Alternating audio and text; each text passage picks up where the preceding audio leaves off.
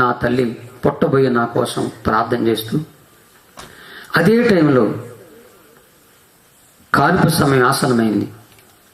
ఆ నిత్య నరకం భరించి, వాళ్ళు కొట్టిన దెబ్బలు తట్టుకోలేక నన్ను ప్రసవించి ఆ గడియల్లో ఆ నిత్య నరకం భరిస్తూ నన్ను ప్రసవించి కని వెంటనే మా అమ్మ చచ్చిపోయింది.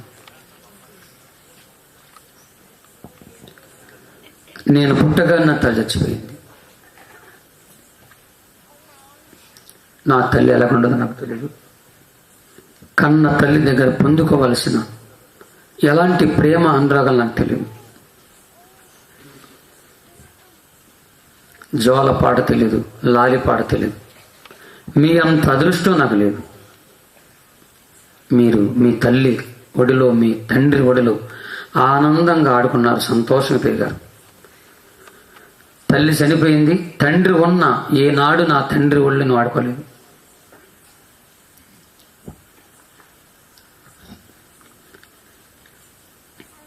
ఎప్పుడైతే నా చచ్చిపోయిందో ఆ కార్యక్రమం జరిగించి ఆ పసిగుడ్డుగా ఉన్నటువంటి నన్ను నా తండ్రి మా బంధువులకు అప్పచెప్పాడు. ఒక విచిత్ర జంతువుగా తయారు చేయమని. దానికి కారణం, ఆనాటికి ఈనాటికి ఇప్పుడు కూడా భద్రాచలం అడవుల్లో కొంతమంది దుర్మార్గులు మా ఆడవాళ్ళని, పట్టణాల నుండి వచ్చిన వారు అడవి సంపద, జంతు సంపద దోసుకెళ్ళిపోవడం కాకుండా అడవిలో కనబడినటువంటి మా అక్కల్ని, మా చెల్లెల్ని మా కళ్ళ ముందు దారుణంగా పాడు చేసి చంపేస్తుండేవారు. దానికి కారణం అంటే, అడవిలో ఉన్నటువంటి ఆడవాళ్ళని అలాగ పాడు చేస్తే వాళ్ళకేదో నరదోషమో ఏదో దోషాలు పోయి ఆయుష్ పెరిగి ఏదో ఉండదని ఎన్నో గ్రంథాలు ఉన్నాయంట, హిందూ గ్రంథాల్లో. దానిని బట్టి కొంతమంది అలాగొచ్చి ప్రవర్తిస్తుండేవారు. ఈ లడ్డు మనుషులు కనుక వీళ్ళని చంపినా వీళ్ళకి దిక్కెవరని చెప్పి వాళ్ళు అలా చేస్తూ ఉండేవారు. దిక్కు లేని వారికి దేవుడి దిక్కు కాబట్టి చాలాసార్లు మా మగవాళ్ళు వెళ్ళి ఎందుకు మా ఆడవాళ్ళ మీద ఇలాగ అగాత్యం చేస్తున్నారని యుద్ధానికి వెళ్ళారు. మా వాళ్ళ దగ్గర కర్రలు, కత్తులు, చిన్న చిన్న ఆయుధాలు ఉన్నాయి. కానీ అతని శత్రువుల దగ్గర అతి భయంకర తుపాకులు, బాంబులు ఉన్నాయి. ఎప్పుడు వెళ్ళినా మా వాళ్ళు వాడిపోస్తూ ఉండేవారు. దగ్గరలో ఉన్న పోలీసులను సంప్రదించారు. ఎప్పుడు అటాక్ అవుతారో తెలియదు కాబట్టి మీ వాళ్ళని మీరే కాపాడుకోమని వాళ్ళు సలహా ఇచ్చారు. అలాంటి టైంలో మా వాళ్ళకి వచ్చిన ఆలోచన, ఒక మనిషిని జంతువుగా మార్చి మన అడవులు పుడుతున్న ఆడవాళ్ళని ఇలాగ చంపేస్తుంటే కొంతకాలానికి ఆడజాత నశించిపోతుంది కాబట్టి మన ఆడవాళ్ళని కాపాడుకోవటానికి ఒక మనిషిని జంతువుగా మార్చి ఆ జంతువు ద్వారా మన ఆడవాళ్ళని కాపాడుకుందామని ట్రైనింగ్ ఇచ్చి కాపాడుకుందామని చిన్న చిన్న పిల్లల్ని ఎతిగారు. ఎమ్మని అడిగారు ఆ తల్లిదండ్రులని. అవసరమైతే దేవతలుగా బలిస్తున్నారు, కానీ ఇలాగ జంతువుగా మార్చడం మేము ఇవ్వమని చెప్పి చాలా ఇవ్వలేదు. అలాంటి టైంలో నేను పుట్టాను, మమ్మల్ని చచ్చిపోయింది. ఆ పసిగుడ్డుకుండగా నన్ను తీసుకున్న నా తండ్రి ఆభూతం కన్నా ఆ పసిగుడ్డ నన్ను తీసుకొని మా పెద్దల దగ్గరికి ఇచ్చారు. ఇగో నా కొడుకు మీసాల గొరప్ప, వీడిని మా నాడోళ్ళని కాపాడుకునే జంతువుగా మార్చేయమని అప్పగించాడు. వాళ్ళందరూ సంతోషంగా నా తండ్రి మా బంధువులు కలిపి భద్రాచలం అడవులో అతి భయంకరమైన వనమూలికలు, నల్లిస్ర, తెల్లిస్ర, భూమిస్ర, మణికంఠమని ఈ 4 వనమూలికలు పసలుగా చేసి ఆ పసలు ముందుగా నాకు త్రాగించారు.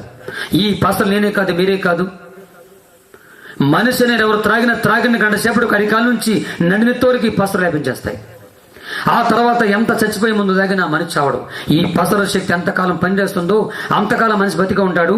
పసర శక్తి ఎప్పుడు తగ్గిపోతే అప్పుడు చచ్చిపోతాడు. అందుకని ముందు నా తండ్రి మా బంధువులు ఈ పసలు త్రాగించి ఆ తదుపరి మా అడవిలో ఉన్న అతి భయంకరమైన పాములు, నల్లత్రాసు, ఎర్రత్రాసు, గోంద్రాసు, పసరాసు, కోడిరాసు అని 5 రకాల పాముల విషయాన్ని నేను పుట్టింది మొదలుకొని నాకు 13 సంవత్సరాల వయసు వచ్చే వరకు అలాగ పామేషం పోస్తున్నారు. కొండ పెంగులు అనేది ఏదో అది నా చేతిలో పెట్టేవారు. దాంట్లో ఆహారము, నీళ్లు పోసి అటు పెట్టేవాళ్ళమాట. అలా పెట్టుకునేవాడు నేను.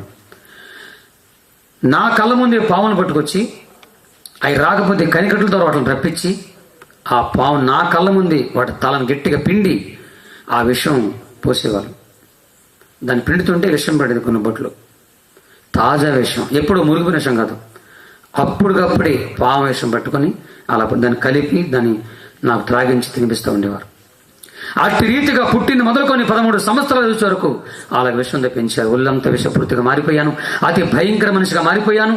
నా తల, జుట్టు, నా శరీరం అంతా చాలా భయంకరంగా మారిపోయింది.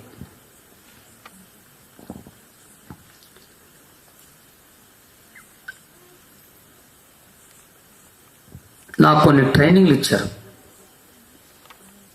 ఈ చెట్టు మనిషికి ఆ చెట్ల మీద నా తెలిసిన తర్వాత భూమి మీద ఎక్కువ నడిచేవాడిని కాదు. ఇప్పటికీ నాకు కాలు తడబడుతుంటాయి.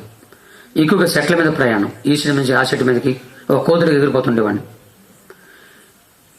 భద్రాచలంలో పాపికొండలుండే, అక్కడ గోదావరి చాలా చిన్నగా ఉండేది, కానీ సుడిగుండాలు 5-6 తాడుచడం లోతు ఉంటుంది అక్కడ. అలాంటి చోట తీసుకెళ్ళి నాకు ఈత నేర్పించారు. దాంట్లో పడేసరంతే, సస్తే చస్తాడు, ఒత్తుతాడని.